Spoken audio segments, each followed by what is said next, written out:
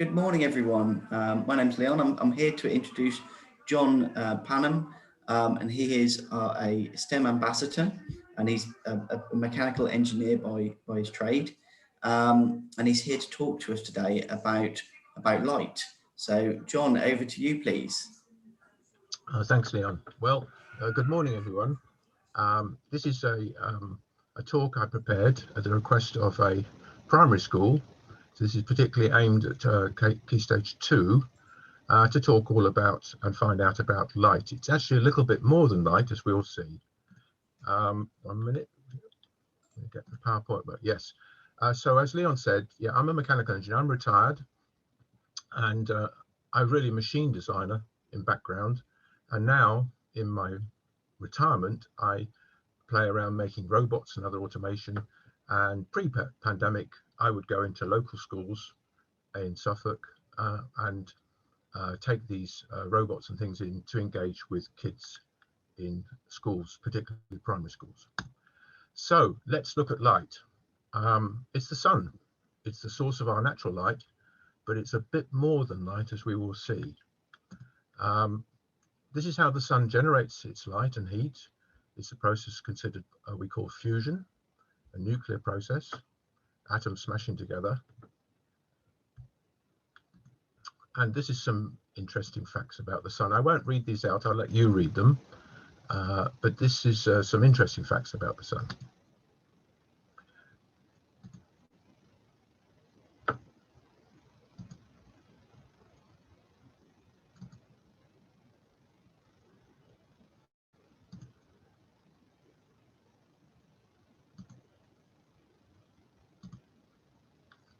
So you can see the sun is pretty big compared with the Earth. And what we're going to look at today, when I said more than light, what the sun emits are called electromagnetic waves. And we're going to look at some of that as well as light.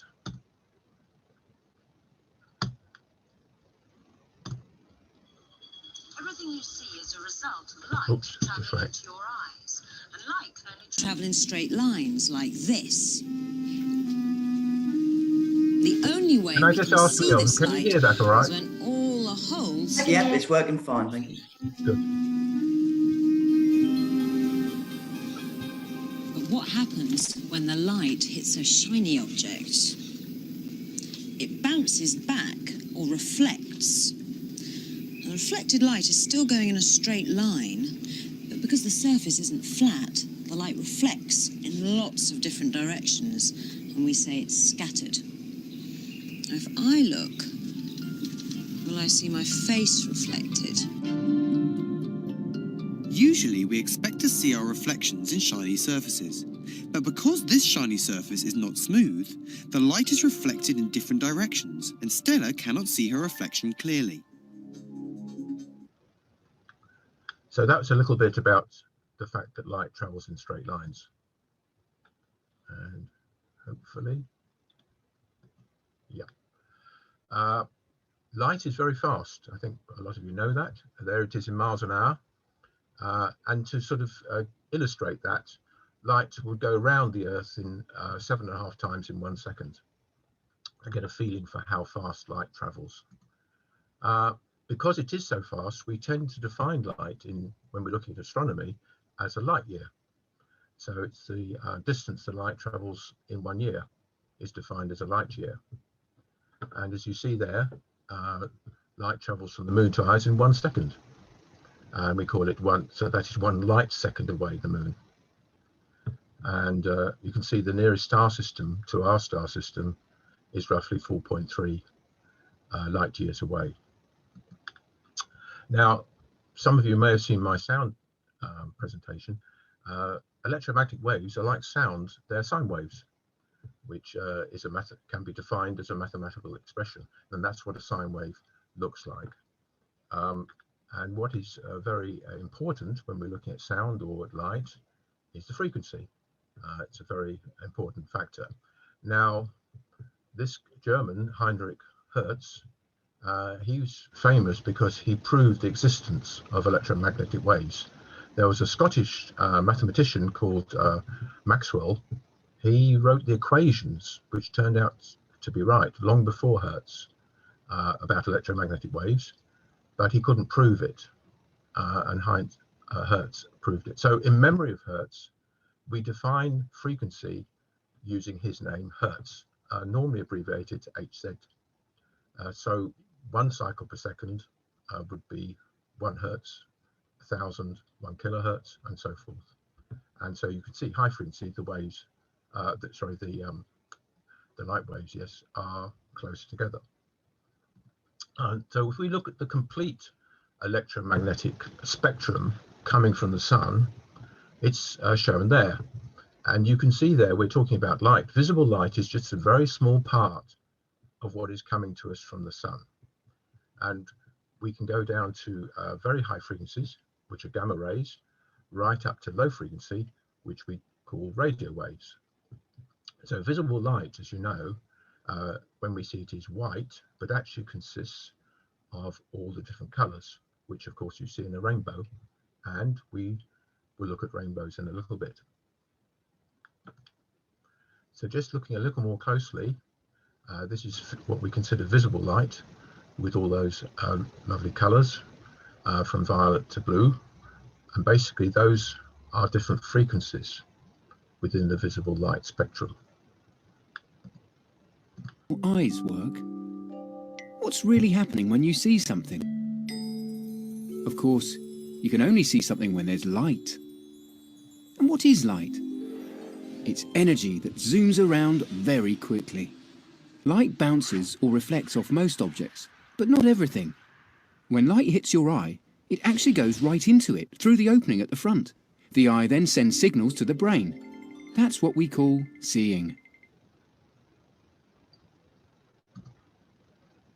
And now I've got a little video clip discussing and explaining reflection of light.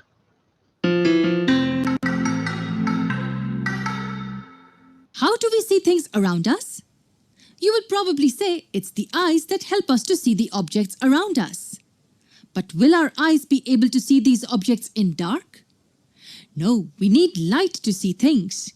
Without light, we cannot see the objects. But where is this light coming from? This light is coming from this source, which is a fluorescent bulb. You see that this bulb is emitting its own light. The objects which emit their own light are called luminous objects. Can you give me any other examples? Incandescent light bulb, the sun, the stars are also luminous objects. What about objects such as this table and chair? Do they emit their own light? No, these objects do not emit their own light. Such objects are called non-luminous. Almost everything around us is non-luminous. Objects made up of wood, plastic, cotton, metal are all non-luminous. What about the moon and the planets? They are also non-luminous. But if the moon is non-luminous, then how come we're able to see it at night? The answer to this is reflection of light. The reason we're able to see any non-luminous objects around us is because of the reflection of light. Reflection of light can simply be referred to as change in direction of light or bouncing of light from some surface. Just like the ball bounces from the ground, light reflects off from a smooth surface. Let me try to explain this in a simple way. The light from the source strikes the object and bounces off from its surface. And when this light reaches our eyes, we see that object. And this is how we see non-luminous objects. When the object is kept in front of the mirror, its image is formed in it. But will we be able to see the image in the dark? No, we won't. So the formation of the image is also due to reflection of light. Let this object be our human body, so at the same time, we are looking at the image.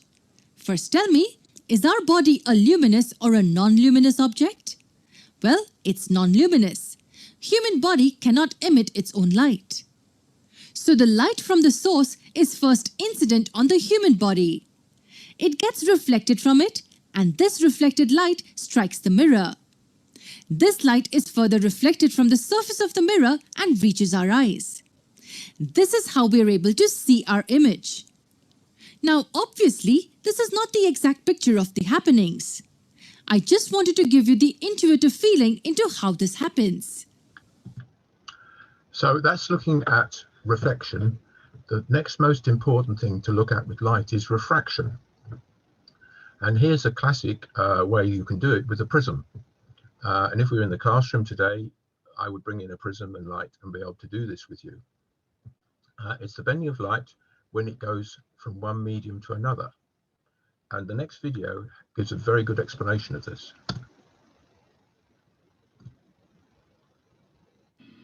When a beam of light hits a piece of glass straight on, it passes right through it. But the waves that make up the light actually get slowed down by the glass and only go back to their normal speed when they come out the other side. That slowing down is what causes white light to split into a rainbow of colour whenever it hits glass on an angle. It happens because glass slows some colours of light more than others, and because slowing down on an angle makes light bend. It's easy to understand the bending if you picture how the light waves would look from above, like how waves at the beach look if you see them from the air. And while white light's made up of all the different colours of light, it also helps to look at them one colour at a time. When a wave front of red light hits glass on an angle, the part of the wave that enters the glass first gets slowed down before the rest, and that changes the angle of the whole wave, like how waves bend around a cliff.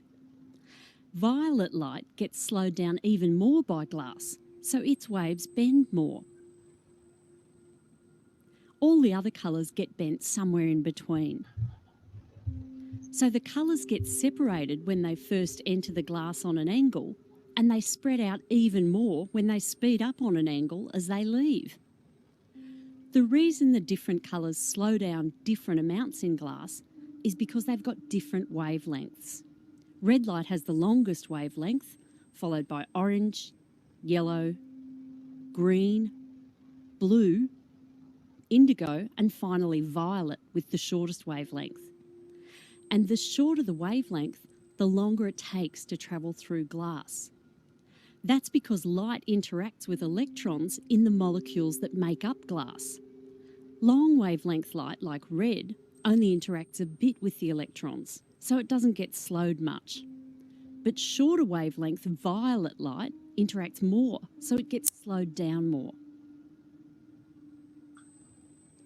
So it's the combination of hitting glass on an angle and different wavelengths interacting with the electrons in the glass different amounts that makes light hitting a prism spread out into a beautiful spectrum of colour and some classic album cover art.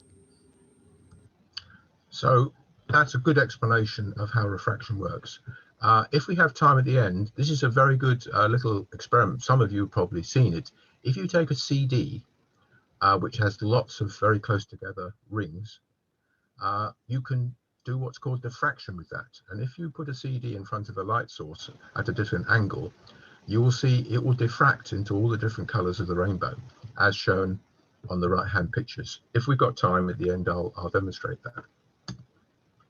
So I think, again, moving on refraction, we've all seen rainbows, and that's an interesting to understand how they form.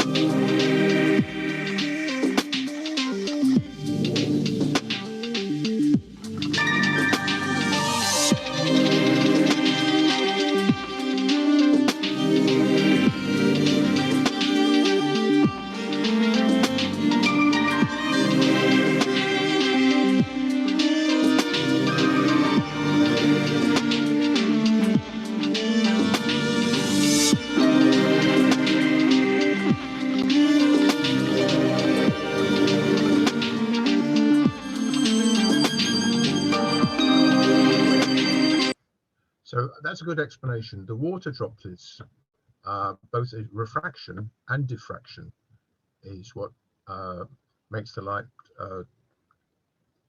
break into all the different colors that we see in the rainbow.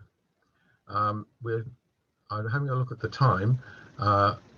Lightning is another form of light, which is very interesting, and we'll see how time goes, whether I can show much of this next video.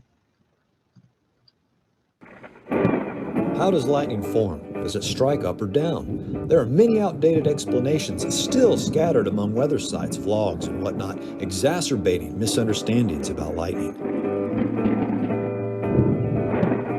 Over the decades, I've seen lightning do some freaky stuff. In this video, we're going to explore and explain the weird world of lightning.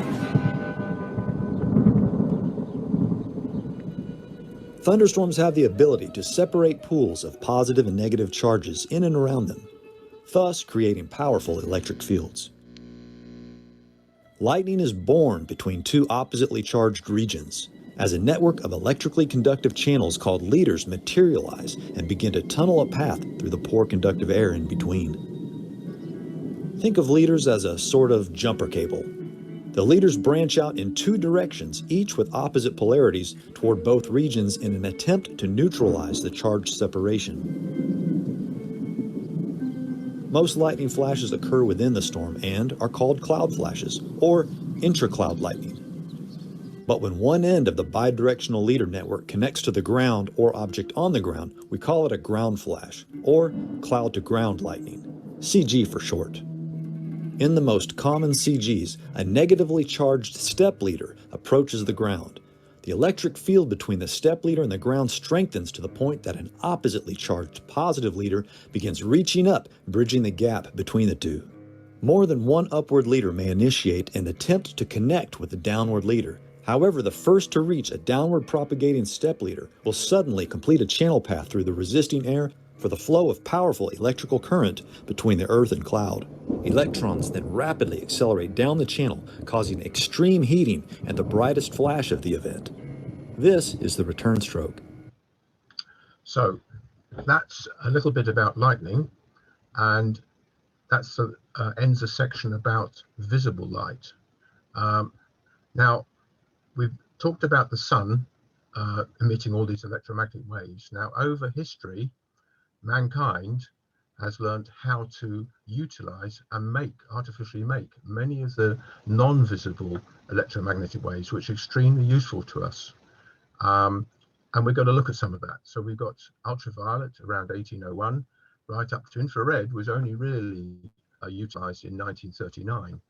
And in the middle there, you've got X-rays, which we'll mention as well, 1895. So over there's this period of time, mankind learned how to generate and use the other electromagnetic waves, which are every day coming to us from the sun. But these are all waves that, of course, we can't see. Sorry, we're just going to touch on man-made light here.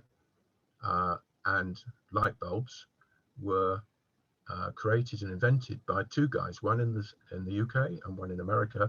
So Joseph Swan and Thomas Edison, almost simultaneously, without knowing what each other was doing, invented the light bulb, and both went on to make companies which made light bulbs. Where we are now today, those type of light bulbs invented by Swan and Edison have pretty well disappeared, because now we've been through a period of fluorescent lights, and now virtually all our lighting in our homes is LED lights. And of course, where we came from were candles and oil lamps on the left there. So this is explained a little bit how light emitting diodes, LED bulbs, work, and in that diagram there.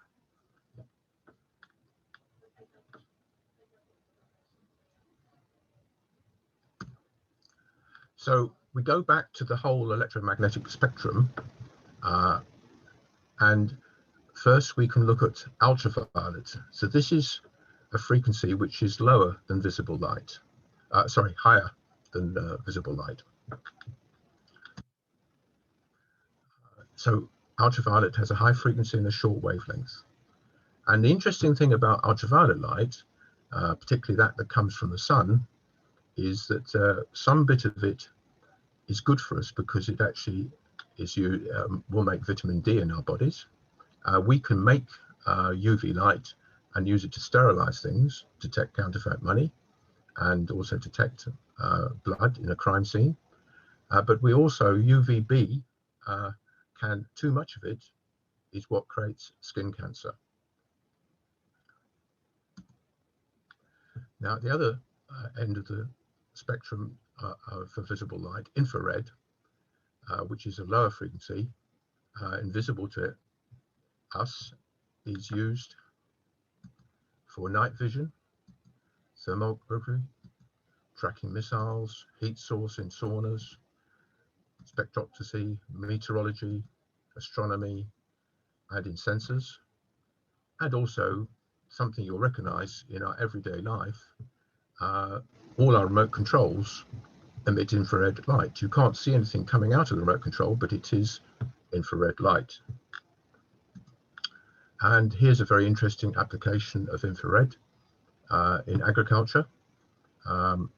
These infrared cameras on top of this tractor, as it drives around the field, can actually monitor the crops and look at their health and improve production yields. So there's all sorts of work going on in this. We're using infrared. And here's in meteorology, weather forecasting. These are all infrared pictures taken from satellites of our weather pattern, and that can tell a weather forecaster a lot of what's going on with the weather and what's going to happen. And another interesting example is in the railways. Thermal imaging cameras use infrared to see if rails are getting hot. As we move up and look at the long wavelengths in the spectrum, we come to radio waves. So radio was attributed to Marconi. He was born in Italy but lived in the UK, and he was one of the pioneers of producing radio transmissions and receivers. And I show an old radio on the bottom left, and now we're in an era of digital radio on the right. So radio is transmitted both with amplitude modulation shown in the middle and frequency modulation. And the next video gives a little explanation in more detail about that.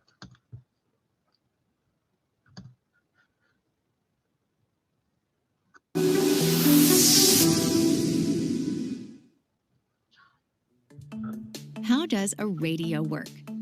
The longest waves on the electromagnetic spectrum, radio waves, carry information from a station to a receiver.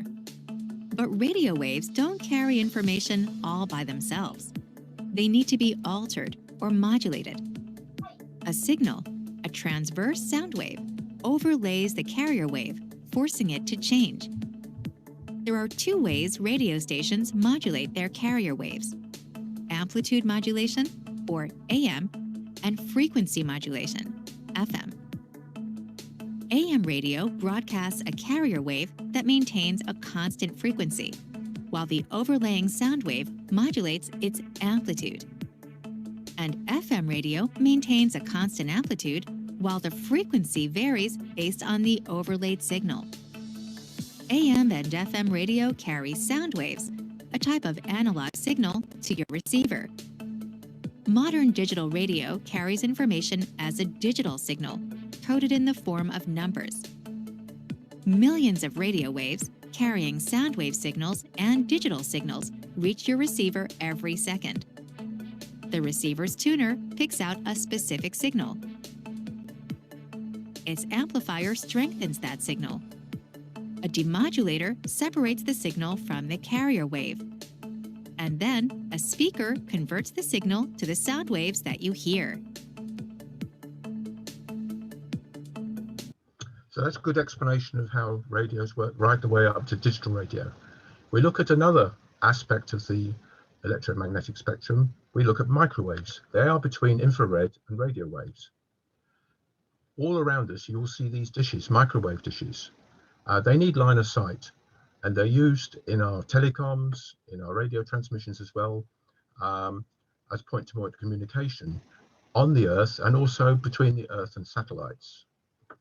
They really only came about in the late 1950s, so it's a relatively new use of microwaves.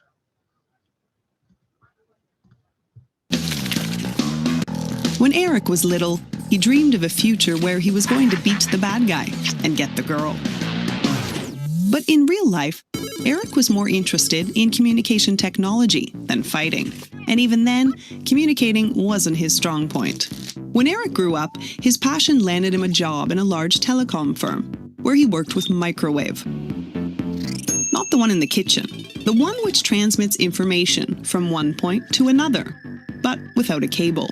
In his job, he learned that microwave links are adapted to their surroundings to ensure high reliability, come rain or shine. He learned that more than half the world's mobile calls are transported over secure microwave networks from one mobile mast to another. Different frequency bands are available to support different needs all around the globe. Licensed and unlicensed bands, lower frequencies suitable for longer hops, and higher bands for shorter hops. So if we look below visible light at X-rays, these are, I'm sure you're well aware, are used extensively in medicine. This is attributed to Wilhelm Röntgen in around 1895, so a long time ago. He realized we could make X-rays and use them to see inside our body, and are used extensively today, have been developed further with the CAT scanner, which was invented by Sir Geoffrey Housefield. That's the end of my PowerPoint, and now I move to some demonstrations on the test bench. So PowerPoint. Okay. And what do? Just give me 1 minute. Here I switched to a different camera on my workbench.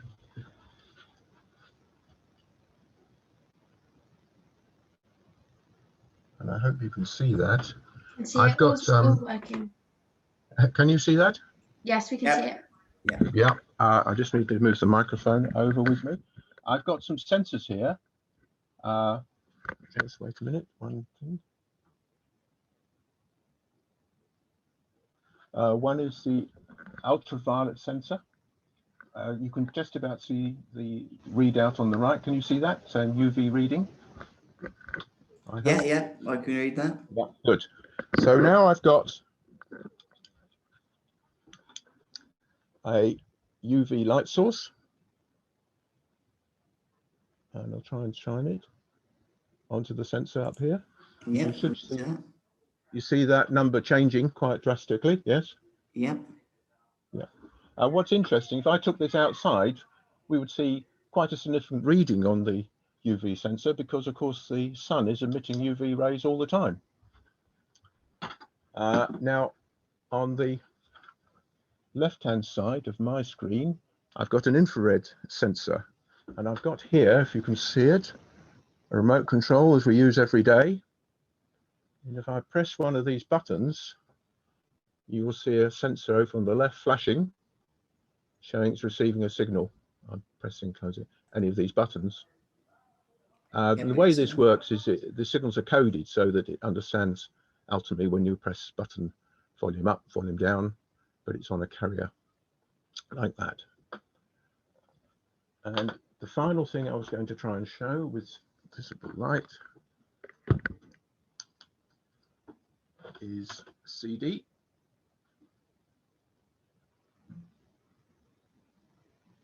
If we move the CD around,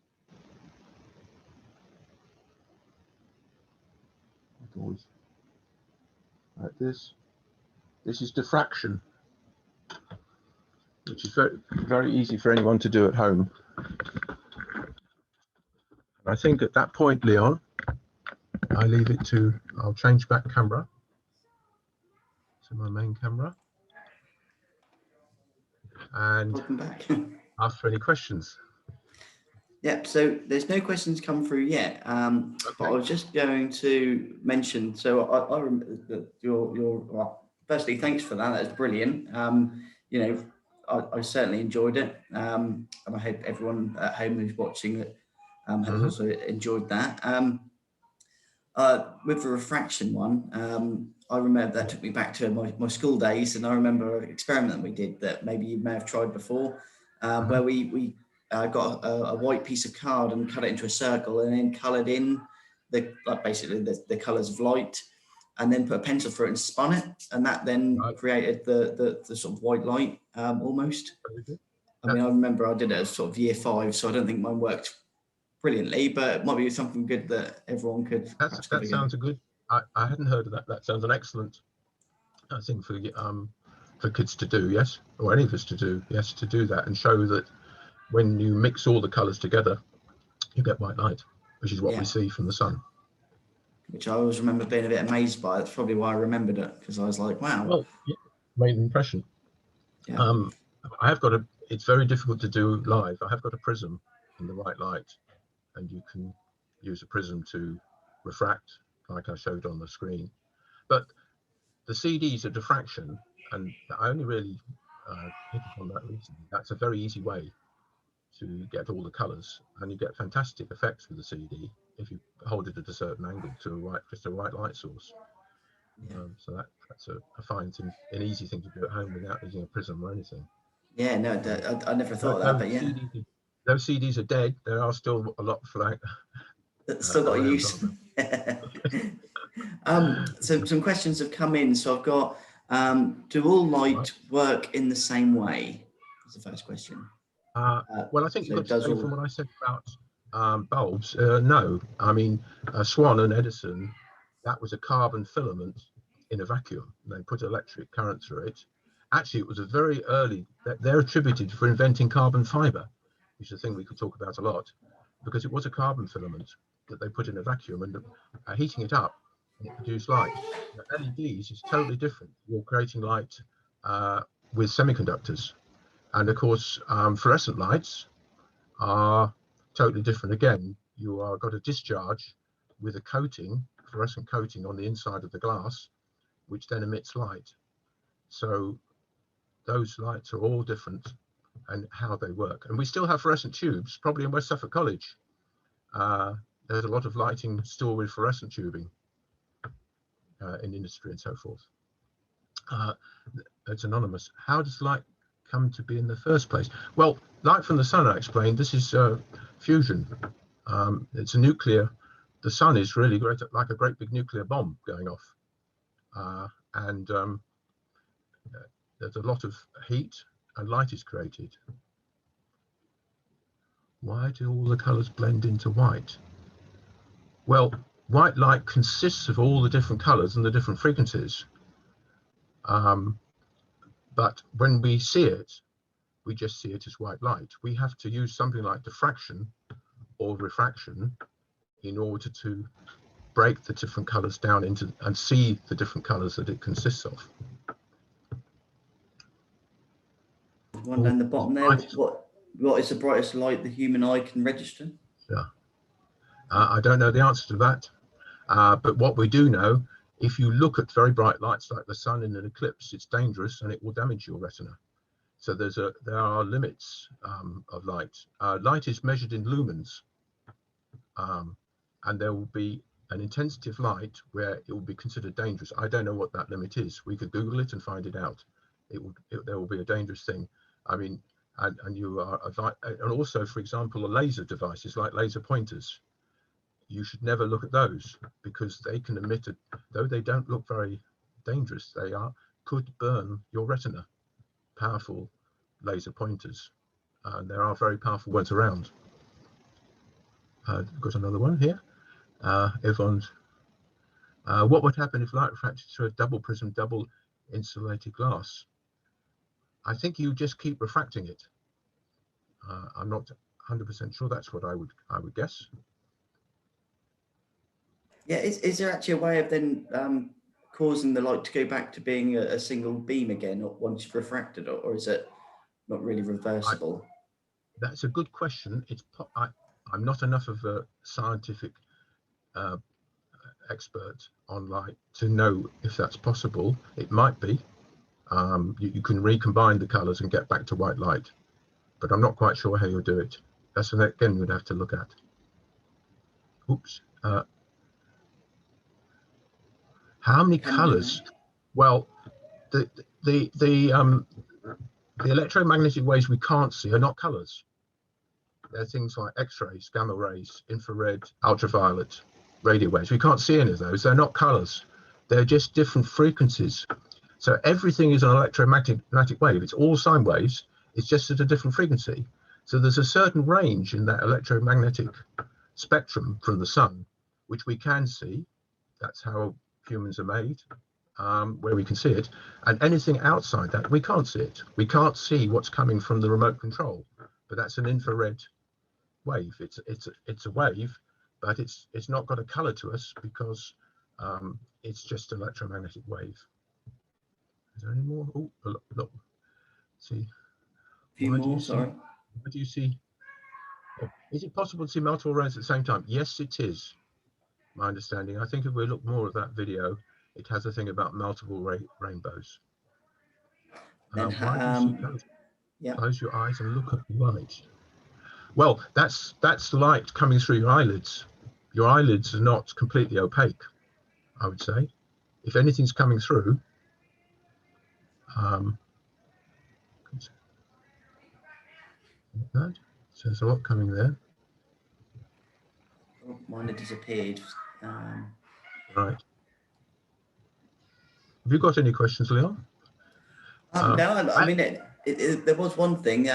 Yesterday, we had another person on, and they were talking about using telescopes to see, like Mars or Saturn.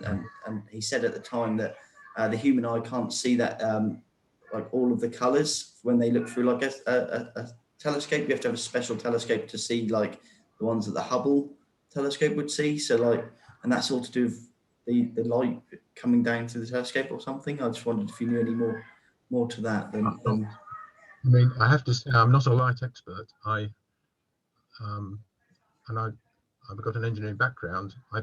I made this presentation because primary schools asked me to make it as like a support presentation with Key Stage 2 about light. So all my information comes off the internet. I mean, we're in a wonderful world where one can delve in and think and so forth. I think what he said was that it was the colours, but our eyes can't always see every tone as well. All right. Well, yes, he could be that there are certain frequencies in the color spectrum which our eyes just don't interpret. Yeah, I think that's what he mentioned. Yeah, because at the end of the day, it's sort of programming, isn't it? Our eyes see things, it's nerves, and then the brain we recognize as we grow up. Red is red, blue is blue. It's marvelous, really, isn't it? I mean, it's just like sound, how it all works in the human being. There's another question. How does electricity and light get to our homes? Right. Well, electricity comes in through electric wires, and it's generated in generating stations, including wind machines, solar panels, gas power stations make the electricity. Then you look around, you'll see electric cables going across the fields. And then when we have electricity in our homes, we then use the electricity to make like an LED light. So it's made, we're converting the electrical energy into light energy. And the thing about LED bulbs is they're incredibly efficient. So they don't get very hot. So they convert most of the electricity into light, whereas the old incandescent bulbs were very inefficient. So a lot of the energy that electricity energy you put into an incandescent bulb, the old style bulb, a lot of it went as heat because you were heating up a filament inside the bulb. So we got light, but also a lot of heat. So those old bulbs, which have almost disappeared, you felt them, they got very hot and were very inefficient. Whereas LED bulbs, you feel them, they're quite cool. There's very little heat being given out.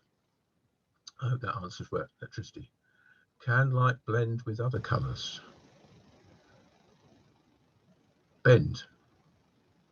with other colours? I think the answer is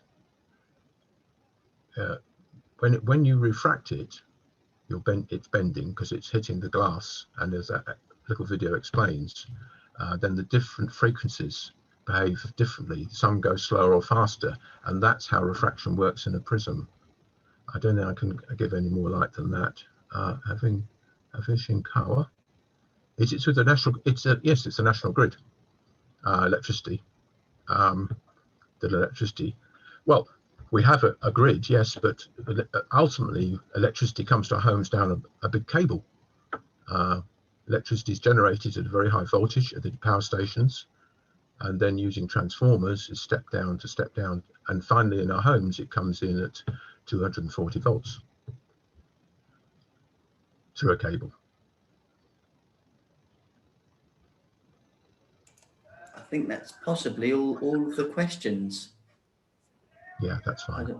So well, I'd just like to say thank you ever so much for joining us today, and you know, I hope everyone at home and at school have also enjoyed John's presentation and learned something, and you know, picked up something valuable today. So thank you ever so much, and I hope you have a lovely day.